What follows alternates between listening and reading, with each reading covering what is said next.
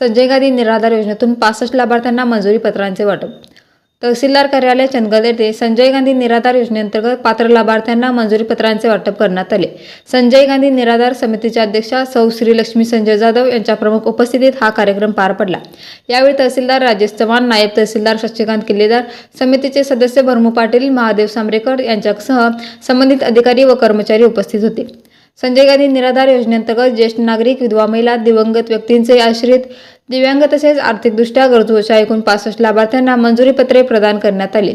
शासनाच्या या योजनेमुळे गरजू नागरिकांना आर्थिक मदतीचा आधार मिळणार आहे। यावेळी समितीच्या अध्यक्षा सौ श्रीलक्ष्मी संजय जाधव यांनी लाभार्थ्यांशी संवाद साधला। शासनाच्या विविध सामाजिक सुरक्षा योजनांची माहिती घेऊन पात्र नागरिकांनी त्यांचा लाभ घ्यावा असे आवाहन त्यांनी केले। तसेच गरजू लाभार्थ्यांना योजनांचा लाभ मिळवून देण्यासाठी समितीच्या माध्यमातून आवश्यक सहकार्य केले जाईल असेही त्यांनी सांगितले।